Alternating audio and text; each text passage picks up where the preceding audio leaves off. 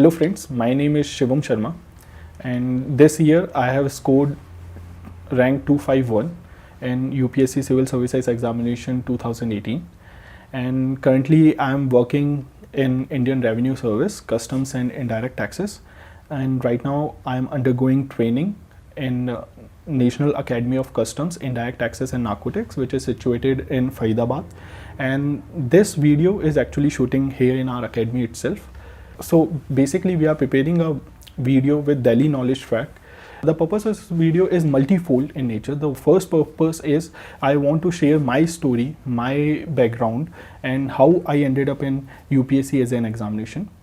The second is to give my understanding about the UPSC as an examination to the aspirants who want to appear in this examination.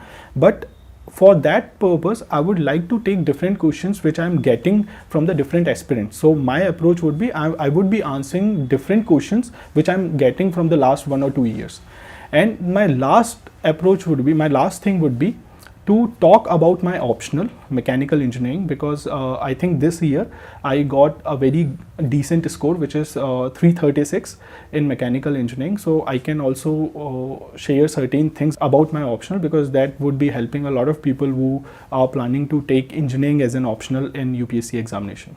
So regarding my background, I did my mechanical engineering from IIT Kanpur and I graduated in 2014. Post that, I worked with Hitachi in Ibaraki Prefecture, that is situated in Japan. And after that, I came to India. I joined ITC Limited, which is a fast-moving consumer good company, as an assistant manager. And I was working in different states. My job was a sort of a consultant type of a job, where I was giving the technical consultancy to ITC on the fields like the establishing new industries. So my job was very diverse in nature when it comes to the location, because I got an opportunity to work in states like Andhra Pradesh, Karnataka, Tamil Nadu, Maharashtra and Gujarat as well. And regarding the work profile, I was actually posted in ITC in their agri commodity department. So I got an opportunity to understand the agriculture sector of our country. I'm telling you this story because here I would able to give you an understanding that why I got into UPSC and why I left corporate as a sector. So while working in agriculture sector, I got an opportunity to work at ground level for nearly 6 months, and that gave me a very good understanding about the rural side of our nation. And because of that, I got a feeling that there is a lot of opportunity to work in these sectors, and a right organization to work with would be the government, because the purview of a government to do the development is very high, is very broad, and that wasn't there with the corporate sector. So that was the moment when I decided to leave my job and appear in UPSC examination. So after leaving my job, I appeared in UPSC in 2016, and in my very first attempt, I was able to secure 390 rank, and I was allocated Indian Revenue Service, Customs and Indirect Taxes, and right now I'm undergoing the training of the same service. Now talking about the second part of this video, where I wanted to share my strategy, my experience with UPSC as an examination. So friends, my optional is mechanical engineering, and I took mechanical engineering because I'm a graduate in mechanical engineering from IIT Kanpur, and I was a very good student in my understanding during my college days, and that was my whole motivation to took mechanical engineering as an optional. So I want to talk about mechanical engineering because this is one field in which I'm actually able to improve a lot. Because in my very first attempt, I only got 255 marks, and then in my second attempt, I increased it to 280 marks, and in my third attempt, I'm able to secure 336 marks, which is apparently the highest this year. So I want to do an analysis of this optional, that how mechanical engineering is able to do in UPSC as an examination. So first of all, I'll do the SWOT analysis, the strength, weakness, opportunities, and the threats with this optional. The first strength with mechanical engineering is that it is a very high scorer optional, that This year I'm able to get 336 marks. Last year also I think the highest is 330, and before that the highest is actually around 345. So people are getting very high marks in mechanical engineering. The topper is getting very high marks in mechanical engineering, so my emphasis is on the topper. I'll talk about the threats as well. So the first strength is that the topper is able to get very high marks in this optional. The second strength is the nature of this optional. This optional is very logical in nature, and this is the benefit with the engineering as an optional. Engineering is a very logical subject, so it does not require a lot of cramming. It does not require a very good memory power. It requires a lot of understanding. It requires a lot of interest to go in depth in the different concepts. The third strength with the engineering or mechanical engineering as an optional is it is highly interest based. The people who are highly interested in engineering, they will find this optional very easy in nature. It would be one of their strength in UPSC as an examination. Now I'll talk about the weaknesses. I'm able to talk about weaknesses because I have given nearly 4 years of my life to this optional. The first weakness of this optional is that it is very lengthy in nature. It is very lengthy because it has certain core topics and then the peripheral topics. The problem with the peripheral topics are the topics which are at the periphery of the course. The peripheral topics are very vast in nature. It is very difficult to cover all the peripheral topics in detail. And nowadays when we look at the examination pattern, अगर आप अभी examination pattern की तरफ देखेंगे तो आपको ये देखने को मिलेगा कि कुछ ऐसे क्वेश्चंस हर साल पूछे जा रहे हैं जो इन पेरीफेरी से आते हैं, जिनको कवर करना बहुत मुश्किल है. हर साल एक ऐसा क्वेश्चन आ जाता है जिससे पता लगता है कि अच्छा ये टॉपिक भी हमारे कोर्स में है या नहीं है. तो ये बहुत बड़ा प्रॉब्लम आता है इस ऑप्शनल के साथ. सेकंड जो इस ऑप्शनल का सबसे बड़ा वीकनेस है वो रिस्की. ये ऑप्शनल काफ़ी रिस्की है. इंजीनियरिंग एज एन ऑप्शनल में क्या होता है कि आप जो कैलकुलेशन कर रहे हैं, the calculation matters a lot. You have to be absolutely correct in your calculation. The moment you are making any silly mistake and your final answer is not correct, is not up to the mark, then there is a possibility that you would lose entire marks in that question. आपको 20 marks का एक question दिया गया है, अगर आपने उसमें final calculation गलत कर दी तो आपको 0 मिल सकते हैं. अब आपको उस टॉपिक की बहुत अच्छी अंडरस्टैंडिंग है, आपने क्वेश्चन में सारे कॉन्सेप्ट सही लगाए हैं, बस आपका फाइनल कैलकुलेशन सही नहीं आ रहा इसलिए आपको 0 मिलते हैं.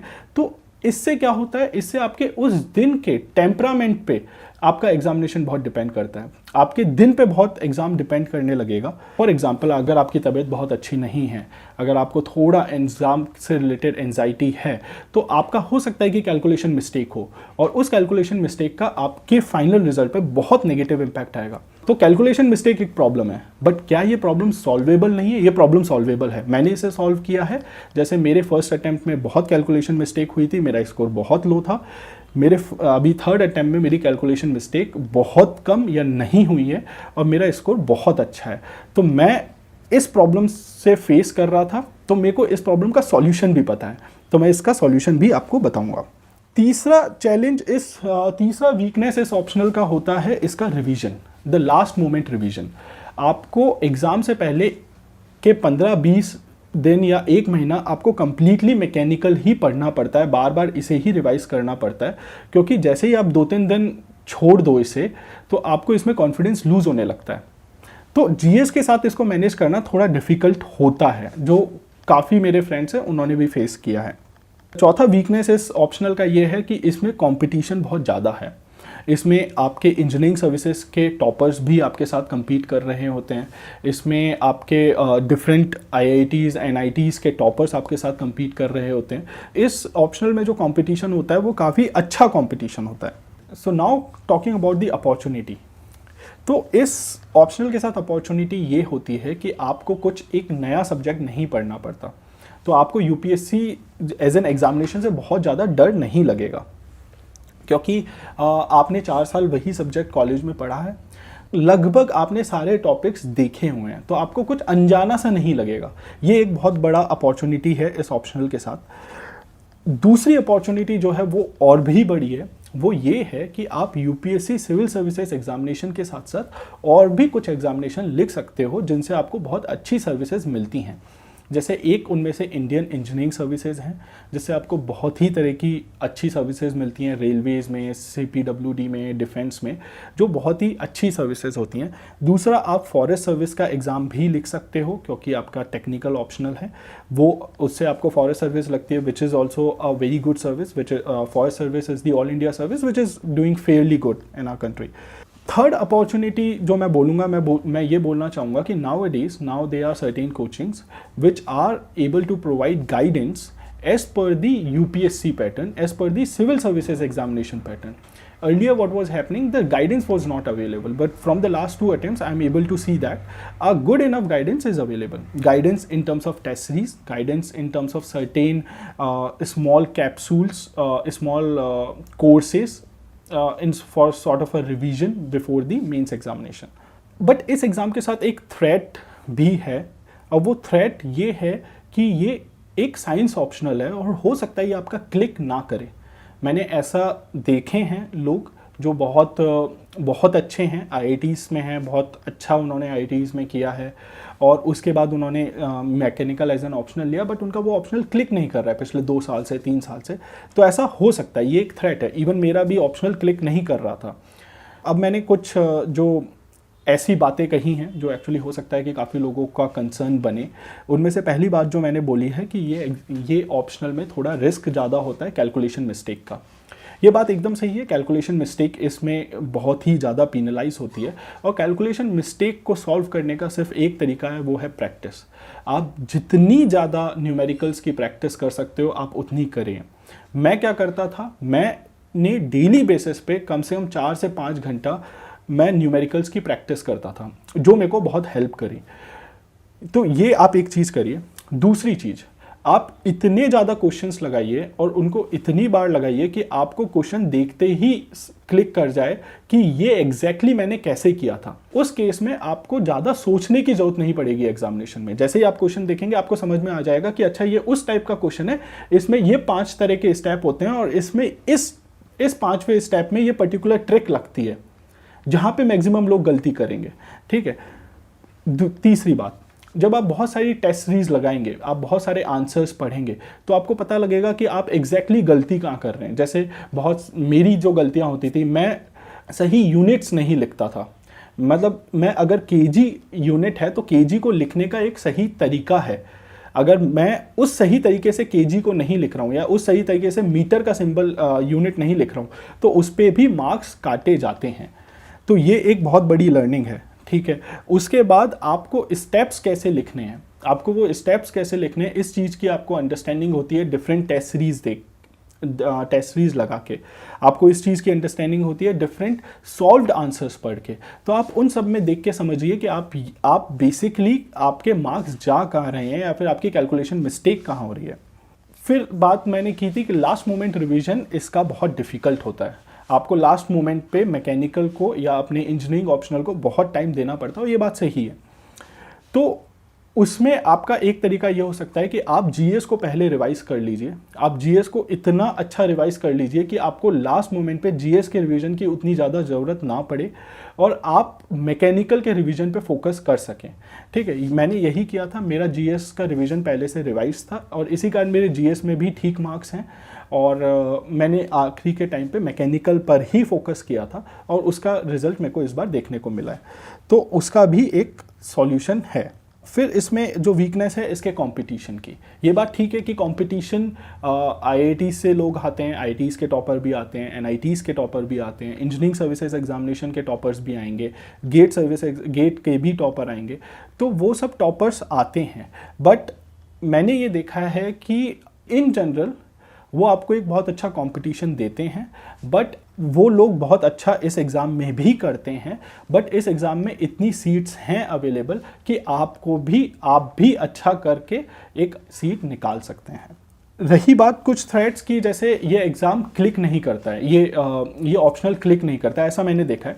ये ऑप्शनल उन लोगों का क्लिक नहीं करता है जो बहुत ही ऑर्गेनाइज तरीके से इस ऑप्शनल को तैयार नहीं करते हैं, जो बहुत ही हैफेजर्ड तरीके से इस ऑप्शनल को तैयार करते हैं। उन लोगों का ऑप्शनल क्लिक नहीं करता है। उनको बेसिकली समझ नहीं आता है कि हम गलती कहाँ कर रहे हैं, हमारा कौन सा पार्ट वीक है, तो उसका एक ही तरीका है कि आप एक प्रॉपर कोचिंग ज्वाइन करिए जिसमें आप एंड टू एंड पूरा कोर्स कंप्लीट करिए। आपको हर दिन, आप चाहे कितने ही मैकेनिकल इंजीनियरिंग में अच्छे हो, आप उन क्लासेस में जाएंगे, आपको हर दिन 5 से 10% की क्लास ऐसी लगेगी जो आपको कुछ नया सिखा के जाएगी। मेरे साथ भी यही हुआ। मैंने भी 2 अटेम्प्ट देने के बावजूद भी नेक्स्ट IAS में जो उनका मेंस का मैकेनिकल इंजीनियरिंग का मॉड्यूल था वो मैंने ज्वाइन किया। हर दिन मैं जाता था, हर दिन का 85-90% की क्लास मेरे लिए बहुत ही रिडंडेंट और रिपीटेड होती थी, बट हर दिन मेरे को 10 से 15% ऐसी चीज़ें मिलती थी जो मेरे लिए नहीं होती थी। वो प्रेजेंटेशन स्टाइल हो सकता है, वो कुछ नए टाइप के क्वेश्चंस हो सकते हैं, वो कुछ क्वेश्चंस के नए तरीके हो सकते हैं, तो वो बहुत सारी चीज़ें होती है, तो वो भी आप कर सकते हैं। तो इन सब चीज़ों को देख के अगर अपन पूरी स्वॉट एनालिसिस कर चुका हूँ मैं, तो उस बेसिस में मैं कहता हूँ कि मैकेनिकल इंजीनियरिंग एक काफ़ी अच्छा ऑप्शनल है। अगर एक बार आपके मैकेनिकल इंजीनियरिंग में बहुत अच्छे मार्क्स आ गए तो उसका सबसे बड़ा बेनिफिट ये होता है कि आपको बहुत ज़्यादा कॉन्फिडेंस होता है इस एग्ज़ाम में अच्छा करने का, तो आप आने वाले अटेम्प्ट में बहुत अच्छा कर सकते हैं। दूसरा सबसे बड़ा बेनिफिट ये होता है कि एक बार आपका mechanical engineering as an optional एक अच्छे लेवल पे पहुंच गया तो अगले साल आपको उसी लेवल पे पहुंचाने में बहुत ज़्यादा समय नहीं लगता। बहुत हल्के से एफर्ट में आप वापस उसी लेवल पे पहुंच जाते हो, क्योंकि मैकेनिकल इंजीनियरिंग समझ का इस अंडरस्टैंडिंग का ऑप्शनल है। आपको एक बार अंडरस्टैंडिंग आ गई तब आपको प्रॉब्लम नहीं आएगी। अब मैं बता देता हूँ कि कुछ यूनिक चीज़ें मैंने क्या की मैकेनिकल इंजीनियरिंग में एज एन ऑप्शनल की तैयारी में, जो मुझे लगता है कि जो मेरी गलतियाँ थी जो मैंने सुधारी हैं। पहली चीज़, मेरे पहले अटेम्प्ट में गलती ये हुई थी कि मैं IIT से आया था और मैं IIT में बहुत अच्छा कर रहा था मैकेनिकल इंजीनियरिंग में, बट IIT में इंजीनियरिंग पढ़ाने का तरीका इन एग्जामिनेशन से बहुत डिफरेंट है। हम लोगों का मेजर फोकस डेरिवेशंस पे होता था, हम लोग न्यूमेरिकल्स नहीं करते थे। तो मैंने यहाँ पे भी प्रिपरेशन में बस डेरिवेशंस पे फोकस किया, कंसेप्ट्स पे फोकस किया, तो मेरा न्यूमेरिकल पार्ट काफ़ी वीक था। मुझे पता था न्यूमेरिकल्स कैसे करने हैं, बट मेरे फाइनल आंसर्स में वेरिएशन आता था और उस कारण मेरे को दोनों ही पेपर में मैकेनिकल के कम मार्क्स मिले और मेरा स्कोर 255 आया। सेकेंड अटेम्प्ट में मैं ये समझ गया कि न्यूमेरिकल्स का बहुत अच्छा रोल है। मैंने न्यूमेरिकल्स पे बहुत फोकस किया, मैंने न्यूमेरिकल्स बहुत अच्छे से रिवाइज किया, मैंने न्यूमेरिकल्स के लिए जो भी मैं कर सकता था मैंने वो सारी चीज़ें करी, बट मेरा उस टाइम पे मैंने फोकस थ्योरी पे उतना नहीं दिया और मेरे को ऐसा लगता है कि सेकेंड अटेम्प्ट में शायद मेरे थ्योरी में मार्क्स उतने अच्छे नहीं रहे होंगे और इस कारण मेरा 280 मार्क्स आया। मैंने थर्ड अटेम्प्ट में न्यूमेरिकल्स पे और ज़्यादा फोकस किया और मैंने थ्योरी पे भी बहुत ज़्यादा फोकस किया, तो मेरे दोनों ही बैलेंस पार्ट रहे और उसके कारण मेरे को all India highest 336 mechanical engineering में मिल गया। मेरी एक इकलौती लर्निंग जो mechanical engineering as an optional को है, मेरा क्या मानना है, बहुत ही इंटरेस्टिंग ऑप्शनल है। आपको पढ़ने में बहुत मज़ा आएगा, आप कभी बोरियत फील नहीं करते हो। मेरे को जब भी टाइम पास करना होता था मैं मैकेनिकल पढ़ने लगता था, मैं क्वेश्चंस करता था। दूसरी चीज़ मैंने क्या की थी, मैंने इतना रिवीजन किया था कि मेरे को क्वेश्चंस याद थे, मुझे पूरे याद थे कि एक बुक में कौन सी जगह कौन सा क्वेश्चन है, ठीक है, वो किस तरीके से किया गया है। मैं ये बता सकता था कि किस पर्टिकुलर टॉपिक पे कितने तरह के डिफरेंट क्वेश्चंस बन सकते हैं, क्योंकि मैंने वो सारे वेरिएशन याद किए हुए थे। कई बार तो मेरे को क्वेश्चन देख के उसके आंसर तक याद थे, ठीक है। तो आप ये सब मैटर करता है कि आप कितनी ज़्यादा प्रैक्टिस कर रहे हैं। अगर आप एक साल कंटिन्यूसली डेली बेसिस पे मैकेनिकल इंजीनियरिंग के न्यूमेरिकल्स लगा रहे हैं 4 से 5 घंटे, 5 से 6 घंटे, तो मैं कह सकता हूं कि एक साल बाद आपका मैकेनिकल अनबीटेबल होगा। मेरे को नहीं लगता कि कोई भी इतना आसानी से आपकी प्रिपरेशन को बीट कर सकता है। तीसरी चीज़ मेरे को लगता है कि आप थ्योरी पे बहुत अच्छा फोकस करिए, ठीक है, और आप न्यूमेरिकल्स पे भी फोकस करिए। आप इनमें से एक भी चीज़ छोड़ेंगे तो आपके मार्क्स कॉम्प्रोमाइज़ होंगे। तो मेरी अंडरस्टैंडिंग ये रही है कि दोनों पे फोकस करो, क्योंकि मेरा भी थ्योरी वीक था, मेरा न्यूमेरिकल भी वीक था। मैंने दोनों पे टाइम दे दे के दोनों को मैंने इम्प्रूव किया। मैं जीएस, जनरल स्टडीज़ और ऐसे इन पेपर्स के बारे में बात नहीं करूँगा, क्योंकि मैं मानता हूँ कि बहुत से और लोग हैं जो मेरे से बहुत अच्छा सजेशन इन चीज़ों पर दे सकते हैं। बट मैं एक चीज़ पे ज़रूर बात करना चाहूँगा और वो है कि आपके फर्स्ट अटेम्प्ट की इम्पॉर्टेंस क्या होती है। मैं जब ओल्ड राजेंद्र नगर और करोल बाग में प्रिपेयर करता था, मैं ये देखता था कि लोगों में फर्स्ट अटेम्प्ट को लेके काफ़ी कैजुअल बिहेवियर होता है। और अगेन ये एक मेरा ऑब्जर्वेशन है जो एक पर्टिकुलर सबसेट पे डिपेंड करता है, तो आप ये एक जनरलाइज स्टेटमेंट नहीं है, ठीक है। तो मैंने कुछ लोगों को ऐसा देखा और मैं सिर्फ उन्हीं लोगों को एक बहुत ही अच्छा आइडिया देना चाहता हूँ कि कुछ लोगों का ऐसा मानना होता है कि हमारा फर्स्ट अटेम्प्ट है तो इसमें तो हमारा होगा नहीं, तो वो काफ़ी कैजुअली प्रिपेयर करते हैं। इसमें मेरा ये कहना है कि आपका फर्स्ट अटेम्प्ट आपका बेस्ट अटेम्प्ट होता है, जिसमें आपके इस एग्ज़ाम को निकालने के चांसेस हमेशा मैक्सिमम होते हैं, और उसके कुछ रीज़न्स हैं। उसका पहला रीज़न है कि आपके लिए ये पूरी प्रिपरेशन बहुत ही इंटरेस्टिंग होती है। आप सारी चीज़ें, whether I'm talking about the polity or I'm talking about geography or the science and tech, you are actually getting an opportunity to read so diverse things, and you are reading all these things very first time in your life. So all these things are very interesting for you. ये इतनी interesting होती है आपके लिए कि आपको इनको पढ़ते हुए बोरियत नहीं होती है। ये आपका सबसे पहला बेनिफिट होता है। दूसरा बेनिफिट ये होता है कि आप इस एग्ज़ाम के बारे में बहुत ज़्यादा सोचते नहीं हैं, तो आपके अंदर इस एग्ज़ाम को लेके कोई नेगेटिविटी नहीं होती। You are basically as a person you are full of optimism. ये बहुत ज़रूरी है इस एग्ज़ाम के लिए, आपको बहुत ऑप्टिमिस्टिक रहना पड़ता है। आप एक पेसिमिस्टिक सोच लेके इस एग्ज़ाम में आगे नहीं बढ़ सकते हैं। ये आपके फर्स्ट अटेम्प्ट की बहुत बड़ी बेनिफिट होती है। थर्ड आपका जो बेनिफिट होता है वो आपके एनर्जी का होता है। आपका एनर्जी लेवल जो फर्स्ट अटेम्प्ट में होता है वो बहुत हाई होता है, क्योंकि बहुत से लोग अपनी जॉब छोड़ के आते हैं, तो एक बहुत पेन होता है आपके फाइनेंशियल सोर्स के जाने का, ठीक है। एक डर होता है कि आपका करियर अब पता नहीं किस मोड़ पे घूम सकता है या उसके साथ क्या हो सकता है, वो अनसर्टेनिटी बहुत फील होती है। जब ये सब चीज़ें होती है तो ये आपको बहुत मोटिवेट करता है, ये आपको पुश करता है कि आप अपना मैक्सिमम दें, आप अपना 100% दें। तो ये सारे बेनिफिट्स होते हैं आपके फर्स्ट अटैम्प्ट के साथ, जो आपके सेकेंड, थर्ड और सब्सिक्वेंट अटैम्प्ट्स में नहीं होते, क्योंकि कहीं ना कहीं आप अपने उस लाइफस्टाइल में ढलने लगते हैं। कहीं ना कहीं आपको आदत हो जाती है सुबह उठ के पढ़ने की, सुबह उठ के लाइब्रेरी जाने की, आपको कुछ अलग सा महसूस नहीं होता। तो वो जो चीज़ आपको जो कंटिन्यूसली फर्स्ट अटैम्प्ट में पुश करती थी, जैसे मेरे साथ था, मैं जब भी सुबह उठता था तो मेरे को बहुत डिफरेंट लगता था, क्योंकि उससे पहले मैं जॉब करता था, उससे पहले मेरी सैलरी आती थी, मेरा हर दिन का एक पर्टिकुलर मैं हर दिन काम करता था, उसका मेरे को एक फाइनेंशियल बेनिफिट होता था। मैं हर दिन डिफरेंट लोगों से मिल पाता था, हर दिन डिफरेंट लोकेशंस जा पाता था। तो ये सारे बेनिफिट्स मेरे पास नहीं थे। मेरा लाइफ में मैं बहुत ही ड्रास्टिक चेंज देख पा रहा था। तो ये चीज़ मेरे को क्लियरली बताती है कि मैं क्लियरली एक इंडिकेशन देती थी कि मैं इस जगह पे एक पर्पस से हूँ। तो मैं अपने पर्पस, अपने ऑब्जेक्टिव से कंटिन्यूसली कनेक्टेड रहा, और ये मेरे को बहुत मोटिवेट किया। इसने मेरे को एक्चुअली बहुत पुश किया कि मैं अपना 100% दे पाऊँ, मैं मैक्सिमम सिटिंग आवर्स दे पाऊँ। जैसे काफ़ी लोग पूछते हैं कि कितने सिटिंग आवर्स से हो जाता है, 6 घंटे, 8 घंटे, 12 घंटे।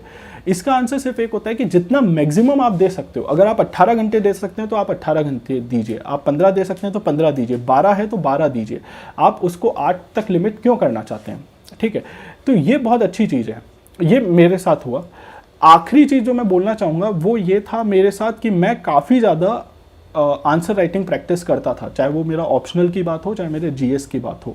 बट आज मेरे को नहीं लगता कि आज के टाइम पे ये जो लर्निंग है ये बहुत रिलेवेंट रही है, क्योंकि ये मैक्सिमम सबको पता ही है कि आप जितना ज़्यादा प्रैक्टिस करोगे उतना चीज़ें आपके फ्लो में निकलती है, आपको बहुत थिंकिंग प्रोसेस नहीं देना पड़ता।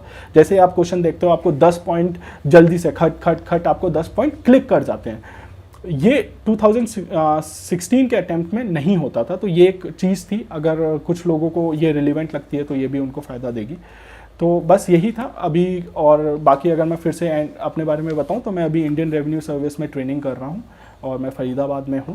और इस साल मेरी जो रैंक आई थी उसका अलोकेशन 2 या 3 महीने में आएगा, तो उसके बाद मेरे को देखना होगा कि मेरे को क्या सर्विस मिली, ठीक है। और आपको अगर कोई भी और प्रॉब्लम्स हो तो आप देख सकते हैं, नीचे लिंक में हो सकता है कि मेरा ईमेल आईडी या फिर मेंशन्ड हो, तो आप मेरे को मेल भी कर सकते हैं। Thank you.